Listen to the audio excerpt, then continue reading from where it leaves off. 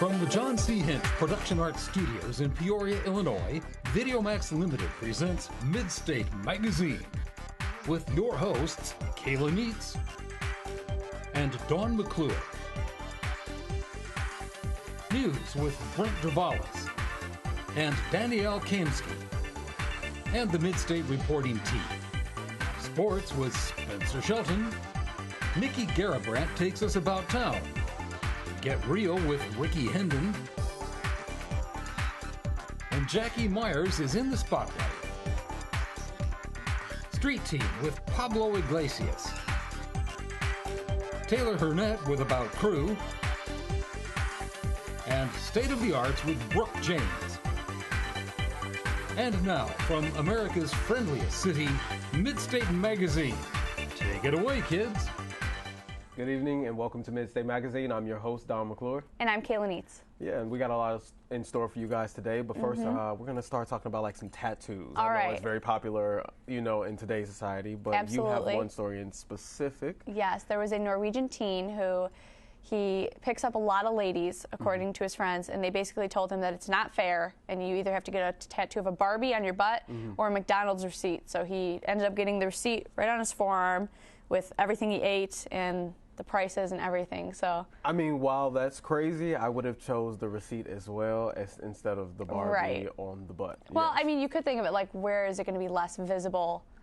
But still, I would be more inclined. You know, the discovery of the Barbie, I'm all right with. Right. But this week we have so much going on. We're going to get right to it, and let's see what's going on in Peoria. Let's check out what's going on with the news team. Good evening, and welcome to Midstate Magazine. I'm Brent Dravalis. And I'm Melody Mercado, filling in for Danielle Kamsky. Now let's take a look at the news. A list of those reported missing following a landslide in rural Washington state includes 108 names, emergency officials said Monday. But that doesn't mean all of them were killed in last Saturday's disaster north of Seattle, Snohomish County Management Director John Pennington said. The official death toll remains at 8, with 7 others hurt, he said. Until Monday, the number of people unaccounted for was reported to be 18. The landslide covered about a square mile and was caused by a groundwater saturation tied to heavy rain in the area over the past month. It affected the towns of Oso, a remote community of about 180, and Darrington, a town of about 1,350. Gwar lead singer Dave Brockie died last Sunday. Brockie was 50. His body was found Sunday by his bandmate at his home in Richmond, Virginia. Gwar manager Jack Flanagan said in a statement on the group's website. His heavy metal band formed in 1984, billing itself as Earth's only extraterrestrial rock band. Brockie performed as Gwar's frontman under the persona of Odorous Arungus. The band was based on a mythology of an elite group of chaos warriors who ravaged the galaxy until they were banished to the most insignificant planet in the universe, the seething mudball known as Earth. More information regarding his death shall be released as the details are confirmed. A Chicago Transit Authority Blue Line commuter train derailed early last Monday morning, injuring 32 people on board. The 8-car train appeared to have been going too fast as it approached its platform stop at Chicago O'Hare Airport. The train skidded across the bumping post, a metal shock absorber at the end of the tracks, and collided into an escalator at the underground station. The Chicago Transit Authority investigators are reviewing the security footage and checking the parts and signals of the train to pinpoint what exactly caused the derailment. Pekin Hospital CEO Gary Jepson is leaving his 3-year position to work as CEO of Mercy Clinic in Oklahoma City. Highlights of Jepson's time at Pekin Hospital include the expansion of the gastroenterology program, the addition of a new surgical unit, and remodeled floors that allowed private rooms for every patient. Jepson was hired as Pekin Hospital CEO in June 2012, and his last day will be April 11th. There is so much going on around Peoria, we have to make a couple stops. First, let's check in with Ian Sprintsnagel and see what is going on with construction here in Peoria. Over the last couple of weeks, what used to be a smooth drive to Peoria, Illinois' own Bradley University has become a slow crawl. Within the last couple of weeks, major construction has been in progress on the intersection of Main Street and University, causing hassle for students and faculty who drive to or from Bradley University. I think the biggest thing for me is it affects me going to work. I work over in the Big Hall Shopping Center at Barnes & Noble, and I have to go through this intersection every day to come from work. I live over in the kind of apartments over on Callender and stuff, and just every day going through that hassle of going around kind of really affects travel time. Takes it from 10 minutes to 20 usually. So Even the residents who live on the intersection are suffering from major inconveniences due to the traffic caused by the construction. I live up by Columbia Terrace, so there's a lot of really bad traffic right there, and just getting out of my house, it takes 10 minutes every day. There's a ton of traffic going in through my neighborhood. Traffic's backed up to 2 stop signs. It's ridiculous. The reason for the construction was to add more height to the sidewalks and add more features to the stoplights, which is much needed for one of Peoria's most busy intersections. But most students are asking the question, why start in the middle of Bradley University's spring semester instead of waiting till summer? Yeah, it would have been nice, for the students at least get, take care of it when there's not such a large population around here. Because just when you have students here, just the whole area comes way more alive than it is during the summer. With Midstate Magazine, I'm Ian Spitznagel.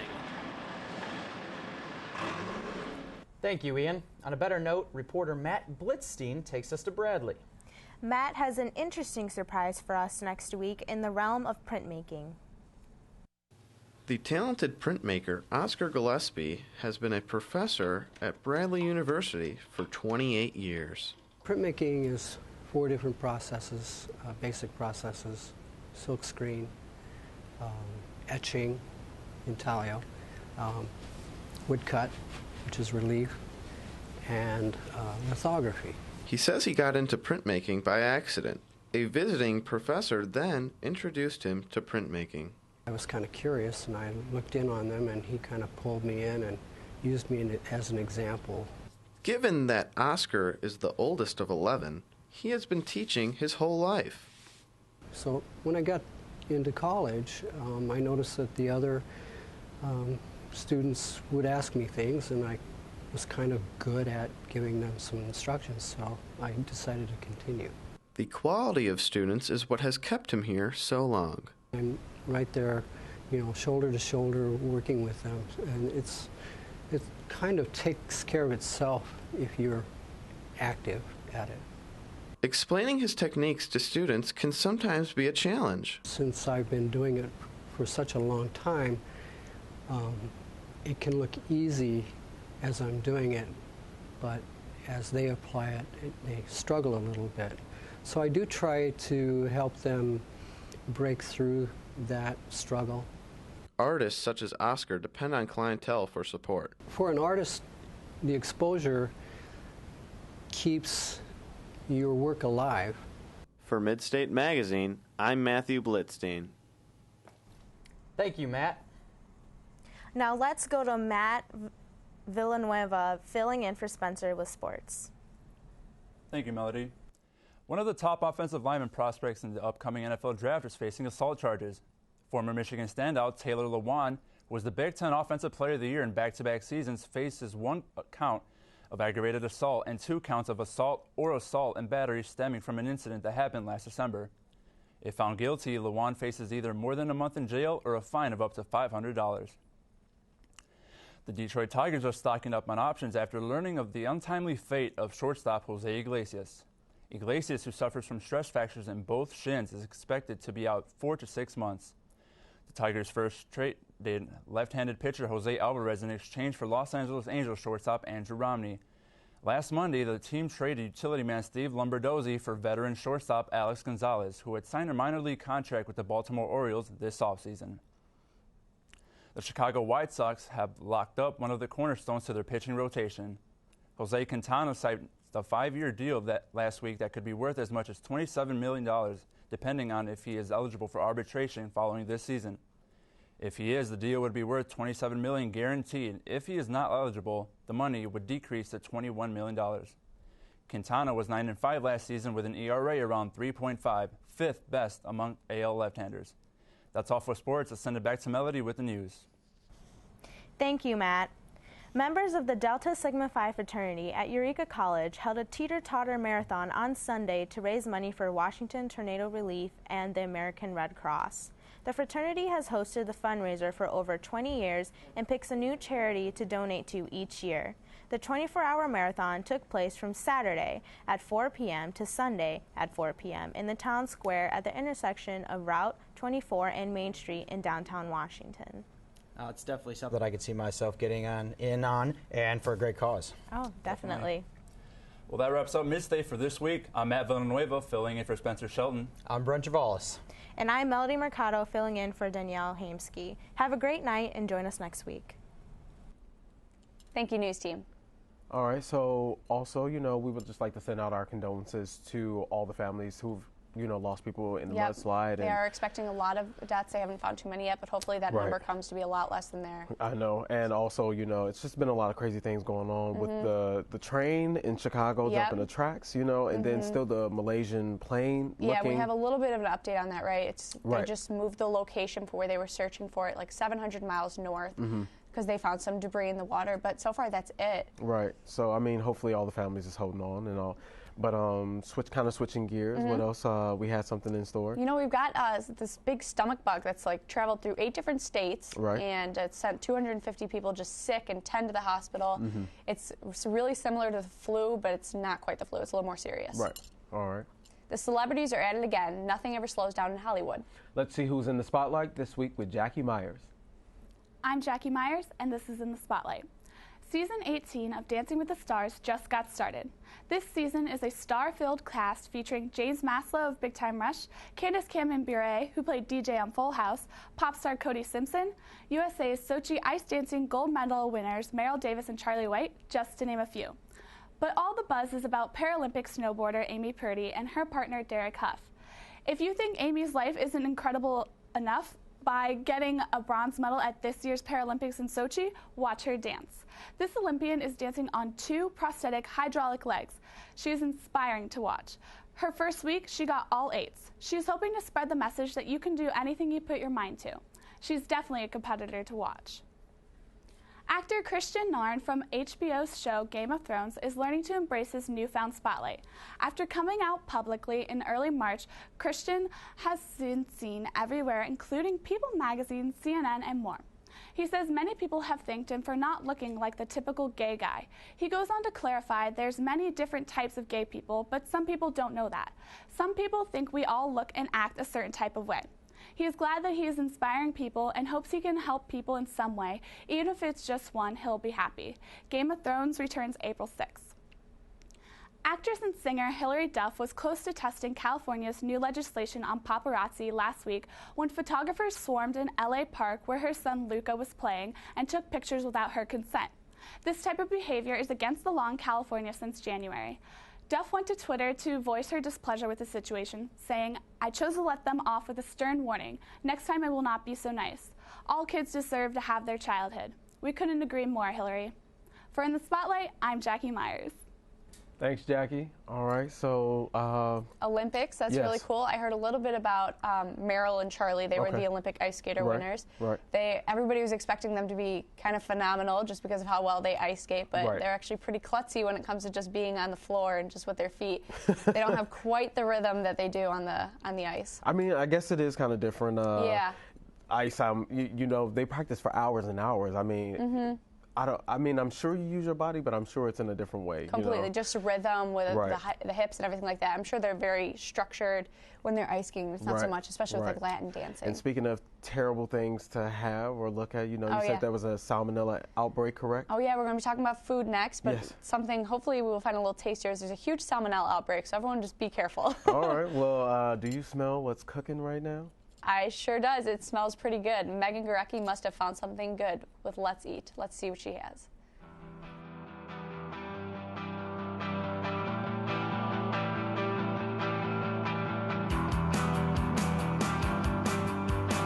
March 24th marked the spring opening of Emo's Dairy Mart, located on the corner of War Memorial and Prospect. Emo's Dairy Mart is a Peoria staple for decades. They have been serving their famous ice cream and chili dogs to the local Peorians. The seasonal opening had a huge turnout with both loyal and new customers alike. We caught up with some of the customers as they awaited for their orders.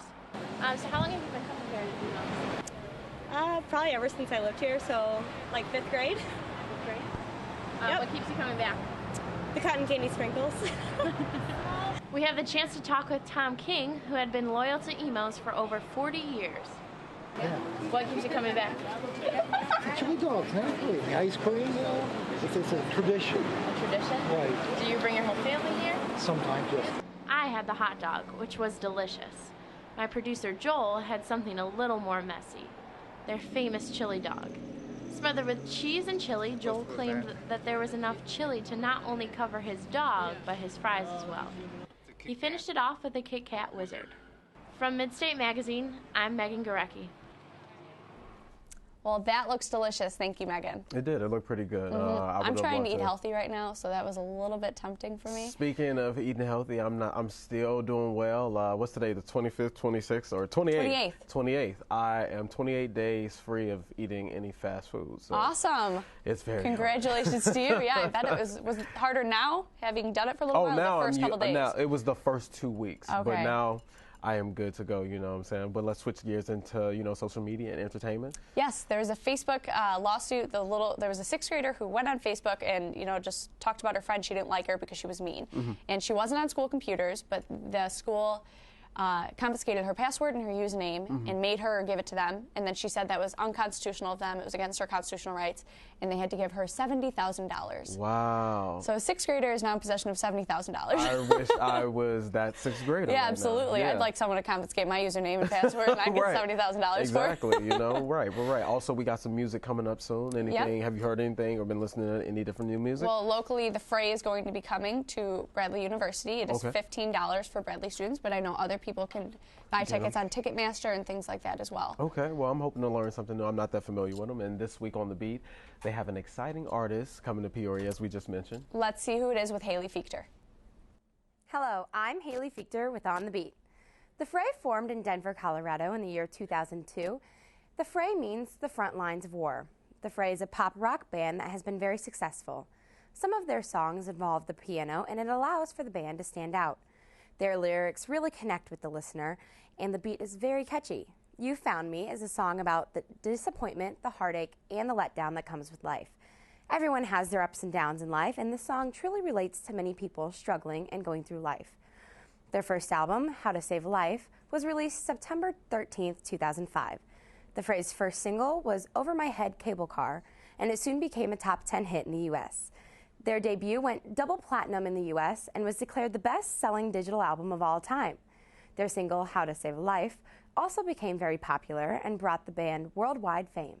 On August 18, 2006, ABC announced that the song would be used for the main advertising promotion for the season premiere of Grey's Anatomy.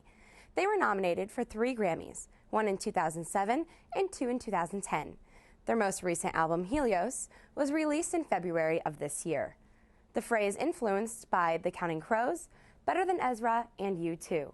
They are currently on tour and will be in Peoria on April 30th. For On The Beat, I'm Haley Fichter. All right, thanks, Haley. Can't wait for the Fray to come to town and see how that goes. Yep. And speaking of music, Kanye West and Kim Kardashian supposed to get married, and it's this big old hoopla. He asked Jay-Z to be his best man, but he declined, But you also had a wedding story, I do have a wedding story. There was a woman named Jordan, I think her name was, but basically she and her husband got married, and like 2 or 3 days after they were married, she just pushed him right off a cliff, not by accident. She said it was definitely, she's guilty. And all she had to say was, I just wasn't happy. I shouldn't be laughing. A man is dead. No, I don't know why I'm laughing. Mm-mm. But I would think like 2 or 3 days, you knew. I was going to say, is there mentally something maybe wrong with her? They didn't say, but, that would make me think that considering she was so... Well, we're going to change subjects from that. And okay. our crew here at Midstate works really hard behind the scenes and are always out and about town in Peoria and out of the studio as well. Yep, absolutely. So let's get a sneak peek with Taylor Hurnett.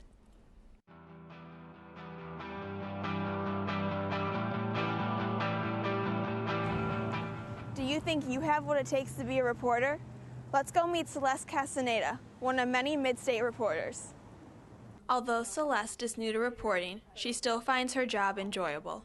I wanted to see what Midstate was all about And once I got involved with it, I started to love it. The television arts major recalls her first interview. I interviewed a baseball player, and I asked him questions about the Bradley baseball team. Midstate Magazine has helped her explore new career paths. Midstate has definitely helped me understand what I could get involved with in the future. Her parents are her inspiration and a reminder that all her hard work will pay off. So they kind of taught me to be a hard worker and to be determined and to never give up. For About Crew, I'm Taylor Hurnett. Oh.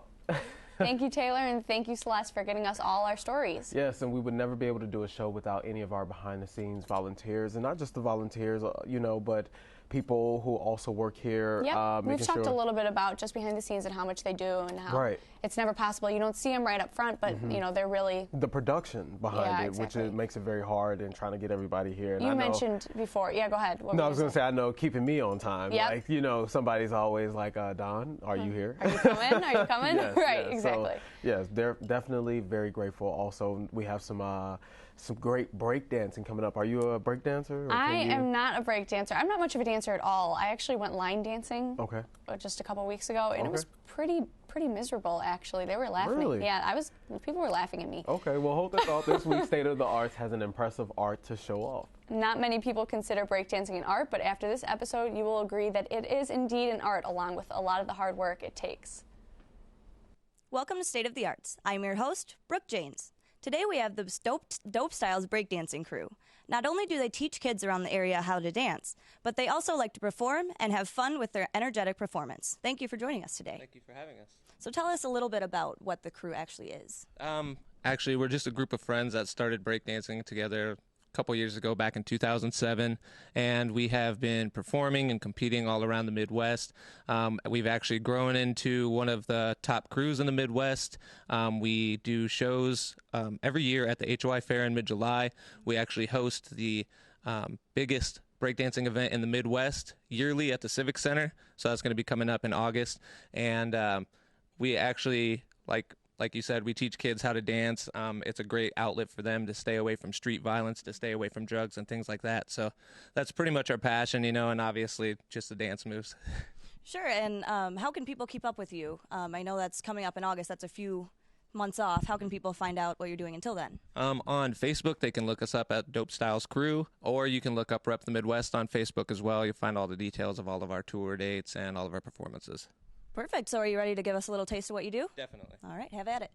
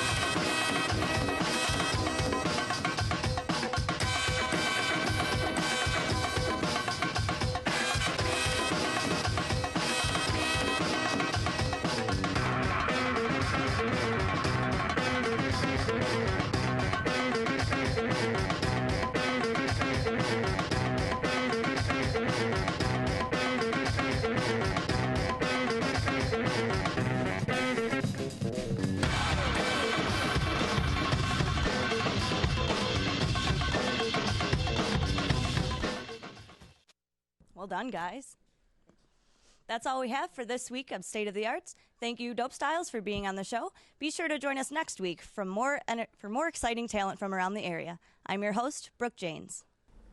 Thank you, Brooke, and thank you, Dope Styles. Yeah, that was pretty good. Now, Dawn, I understand that you can do some of that fancy footwork yourself. We got the stage up here. I don't want to hurt nobody and hurt myself. You don't want to embarrass me, make me look bad, right? No, I mean, the footwork was like, oh, I could learn that. But then once they started sliding on the heads and stuff, You're out. Like, I can't do that. Okay. Yeah, I would have broke my neck pretty much. That's what it would have resulted in. Right. Well, it looks pretty risky, but I thought that was really cool. Yes. No, definitely. The only, I guess, classical training I've had is in tap dance and for theater. Really? So, yes, I can tap dance. Okay. Yeah. I think we're going to have to get you on State of the Art sometime with your tap shoes. Unless in your it's hat. required, I don't do it. But, anything, what about yourself? You got any kind of classical training or? No, I was that person who tried everything for like 2 weeks. So piano, 2 weeks, voice lessons I did for like a year. That one I stuck with for a little longer. Oh, sing something for us. Oh, no, not to. When you tap dance, I'll be your duet and I'll sing with you. We'll do a tap dance singing duet. Because I've taken singing classes too, so I don't want to embarrass harmonize while you. Okay, this is going to be good. Gotcha. We'll do that. We'll look into that. But we've talked about a lot today. Yes, as a quick recap, we've had the plane. Yep, hopefully everything goes well with that. The landslide, I'm hoping that the death casualties, come down by a lot what they're expecting. And just, I guess, sending out condolences to everybody's families across the world. Just comfort. Yes, it's just been a lot of tragedy, and sometimes I think it feels like one after the other. Right, yeah, and I think sometimes, especially being in news, we focus on such harsh things that we forget to focus on things that make us happy and things like that. And so, get out there and find reasons to smile. And this past weekend, the weather had warmed up and everything. It is finally starting to feel a little bit like spring. Yes. I haven't put my coat away yet. Spring now. It is officially spring, but it's starting to finally feel like it. Yes, it was in the 60s on Sunday, so can't beat that, Exactly. And that's a wrap up tonight's show. Thank you for watching. I'm Don McClure. And I'm Kayla Neitz. Thank you for watching, and be sure to join us next week.